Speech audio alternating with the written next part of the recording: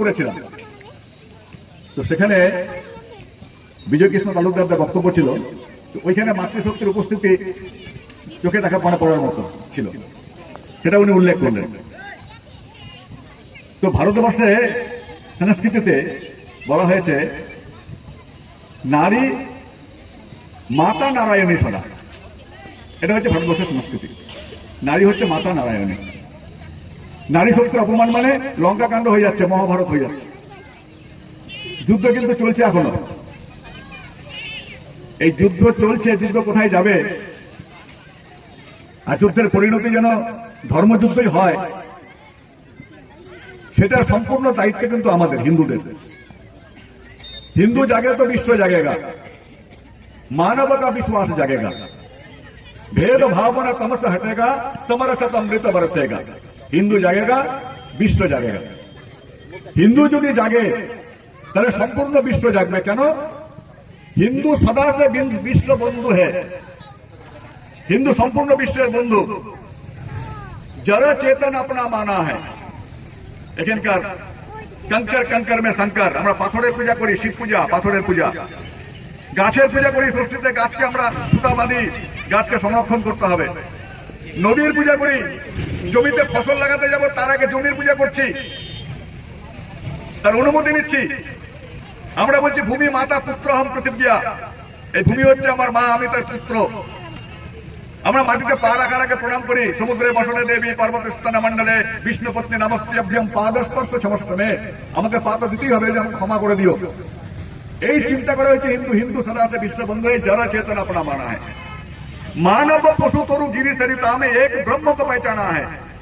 मानव पशु तरु মানে গাছপালা, গিরি পর্বত, সরিতা নদী, এই সব কিছুর মধ্যে এক ঈশ্বরকে আমরা দেখি। আমরা হচ্ছি হিন্দু। এরকম যারা দেখে তারা হিন্দু। যুগ পরিবর্তন হয়েছে, আমাদের পূজা পদ্ধতি পরিবর্তন হয়েছে, আমাদের বাড়িতে রান্না বাড়ি খাওয়া দাওয়ার পরিবর্তন হয়েছে, পোশাক আশাকের পরিবর্তন হয়েছে, কিন্তু এই সমস্ত বিন্দুর পরিবর্তন হয়নি। মাতৃদেব ভব, পিতৃদেব ভব, অতিথি দেব ভব। আমরা বলছি ভারত মা, যেমন বলছি সেরকম বলছি গঙ্গা মাতা, তুলসী মাতা, গো মাতা। এই যারা মানে তারা হচ্ছে হিন্দু। দেব নির্মিতম দেশম হিন্দুস্থানম প্রত্যক্ষতে। তো এই দেবতার দ্বারা নির্মিত দেশ হিন্দুস্থান। এই দেশকে দেবতা নির্মাণ করেছে, সেই জন্য দেবতা বারবার এই দেশে জন্মগ্রহণ করেছে। অন্য কোনো দেশে ভগবান জন্মগ্রহণ করেনি। এটা ভগবানের জন্মভূমি, এটা আমাদের কর্মভূমি। আর আমরা কারা? আমরা সব ভগবানের অংশ। তো ভগবান যা যা করে গেছে আমাদের তাই করতে হবে। ভগবান কি করে গেছে? গীতার একটা শ্লোক সবার মুখস্থ, পরিত্রাণায় সাধু নাম। ভগবান করেছে, সাধুদের পরিত্রাণ করেছে। বিনাশায় যে দুষ্কৃতাম, দুষ্ট ব্যক্তিদের বিনাশ করেছে। ধর্ম সংস্থাপনার্থায়, ধর্মকে স্থাপন করেছে। তো যারা দুষ্কৃত ব্যক্তি, যারা এই সমস্ত হিন্দু চিন্তন, এই সমস্ত চিন্তনকে, শ্রেষ্ঠ চিন্তনকে, প্রাচীন চিন্তনকে, উন্নত চিন্তনকে, যুগ উপযোগী চিন্তনকে, সম্পূর্ণ বিশ্বকে ধারণ করে রেখে জীবন পদ্ধতি পরিচালনা করার যারা চিন্তনা করে, তাদের উপর যারা আক্রমণ করবে, তাদের যারা ক্ষতি করবে, তারা হচ্ছে দুষ্ট। এই দুষ্টদেরকে সংহার করার জন্য ভগবান বারবার জন্মগ্রহণ করেছে। কলিযুগে কে? তো কলিযুগে বলছে সংঘ শক্তি, কলিযুগে সংগঠিত শক্তি, সংগঠিত সমাজ। এই যখন সংগঠিত সমাজ আমরা বলবো, তখন দীপদা বলছিলেন আমাদের পরিবার সংগঠিত পরিবার, আমাদের সমাজ সংগঠিত সমাজ। উচ্চ नीच भेद भूल एक ही हम सभी रहे, सहज बंधु भाव हो राग द्वेष ना रहे, सर्वदिक प्रकाश ज्ञान दीप बाट दो, चरण शीघ्र दृढ़ बड़े ध्येय शिखर हम चले। ध्येय শিখর মানে আমাদের ध्येय কোনটা? ध्येय হচ্ছে সম্পূর্ণ বিশ্বের মধ্যে সুখ, শান্তি, আনন্দ, এটা স্থাপন করা। সেই জন্য বলছি সর্বে ভবন্তু সুখিনা সর্বে সন্তু নিরাময়া। সকলে সুখী হন, সকলে নিরাময় হন। সর্বে ভদ্রাণী পশ্যন্তু, সকলে মঙ্গল দেখুন। মা কষ্টির দুঃখ ভাগ ভাবে, কেউ যেন দুঃখ ভোগ না করে। এইরকম চিন্তন করেন তারা হচ্ছে হিন্দু। তো এদের যারা ধ্বংস করবে তারা বিশ্বের শত্রু, শুধু হিন্দু শত্রু না, সৃষ্টির শত্রু, তারা ভগবানের শত্রু। এই ভগবানের শত্রুকে তার সাথে লড়াই করতে হবে। ভগবান এটা করার জন্য আমাদেরকে বলেছে সংঘ শক্তি, কলিযুগে সংগঠিত ভাবে এই ভগবানের শত্রু যারা, সৃষ্টি শত্রু যারা, তাদের বিরুদ্ধে লড়াই করার মতো শক্তি অর্জন করতে হবে। যদি আমাদের শক্তি থাকে তাহলে জয়লাভ করব, যদি শক্তি না থাকে পৃথিবী ধ্বংস হয়ে যাবে, কেউ রক্ষা করতে পারবে না। পৃথিবীকে বাঁচানোর জন্য বসুধৈব কুটুম্বকম বলি আমরা। অয়ম নিজ পরবেদি গণনা লঘু চেতসম, উদার চরিত নামতম বসুধৈব কুটুম্বকম। আমরা এতটা উদার, এমন উদার চিন্তা আমাদের সম্পূর্ণ বিশ্ববাসীকে আমরা কুটুম্ব বলছি। আমাদের দেশে যারা অত্যাচারিত হয়ে এসছে সবাইকে আশ্রয় দিয়েছি আমরা। আর আশ্রয় দেওয়ার সময় শুধু আশ্রয় দেয়নি, তাদের উপাসনা স্থল আমরা বানিয়ে দিয়েছি। ইহুদিরা এসেছে, তাদের উপাসনা স্থল আমরা বানিয়ে দিয়েছি। পার্সিরা এসেছে, তাদের উপাসনা করার স্থল দিয়েছি আমরা। আমরা বলিনি যে তুমি এই দেশে এসছো, এই দেশে রামের দেশ, কৃষ্ণের দেশ, শিবের দেশ, কালীর দেশ, দুর্গার দেশ, তোমাকে এখানে এই ধরনের আমার যেরকম পূজা পার্বণ পদ্ধতি আছে সেটাই করতে হবে, আমরা বলিনি।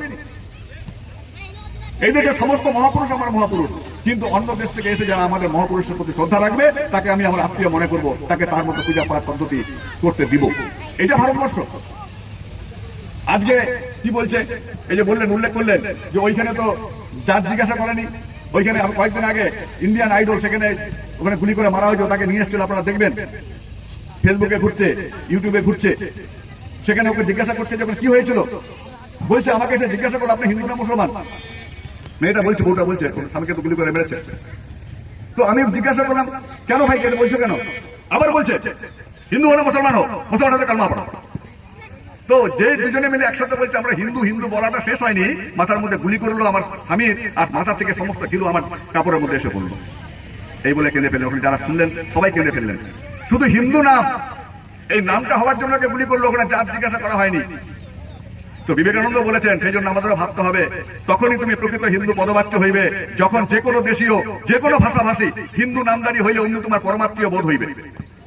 নামটা যদি হিন্দু হয়, আমি যখন জানতে পারি যে হিন্দু সন্তান, তখন আমার পরম আত্মীয়, আমার মায়ের পেটের ভাই, এইটা মনে করতে হবে। এটা মনে করতে পারলে আমাদের দেশ সংগঠিত হয়ে যাবে, সমাজ সংগঠিত হয়ে যাবে। যারা আজকে সৃষ্টিকে ধ্বংস করার জন্য আছে, যারা আজকে বলে কলমা মানে লা ইলাহা ইল্লাল্লাহ মুহাম্মদ রাসূলুল্লাহ, একমাত্র আল্লাহ তাআলা, রাসূল হলো মুহাম্মদ, এছাড়া পৃথিবীতে কেউ নাই, এরকম সংকীর্ণ কথা যারা বলে তাদেরকে থামানো যাবে।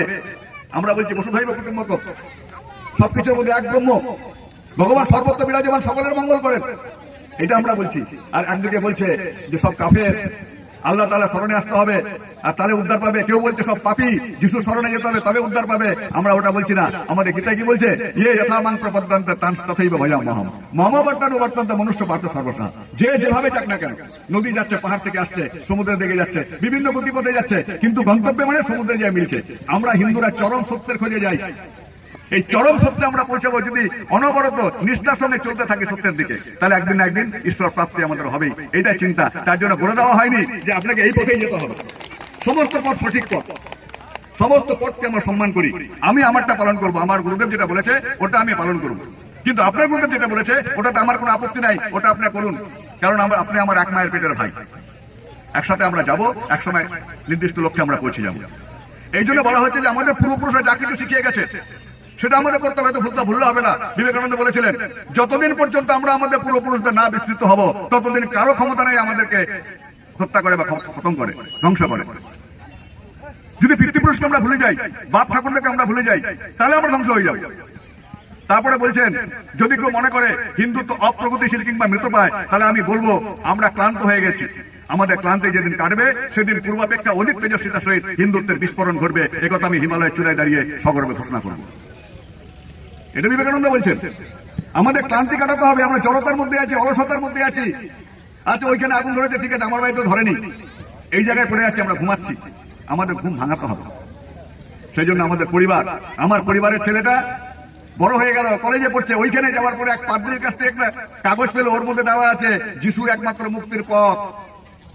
যিশু মহাপুরুষ, আমি মানছি, থেকে শ্রদ্ধা করি, কিন্তু যিশুকে নিয়ে যারা চার্চ চালাচ্ছে, যারা খ্রিস্টান ধর্ম চালাচ্ছে, যারা মানুষকে ধর্মান্তরিত করছে সেবার নামে, এটা বিরোধিতা করি। পৃথিবীর সর্বশ্রেষ্ঠ ধর্ম, সংস্কৃতি, সমাজ ব্যবস্থা যা কিছু বলবো সে হচ্ছে হিন্দুত্বের, পৃথিবীতে শ্রেষ্ঠ আর কিছু নেই। তাদেরকে শেখাতে আসছে। তো বিবেকানন্দ এখানেও বলেছেন ইংরেজরা আমাদেরকে ধর্মের বিষয়ে শিক্ষা দিবে। গোষ্পদে সমুদ্র যেমন, ধর্ম সম্পর্কে তাদের ধ্যান ধারণা ঠিক তেমনি। গরুর খুরের মধ্যে যতটুকু জল আছে ওটাকে যদি সমুদ্র মনে করে, তাহলে ধর্ম সম্পর্কে ওইটুকুই জানে। আর তারা আমাদের শেখাতে আসছে ধর্ম।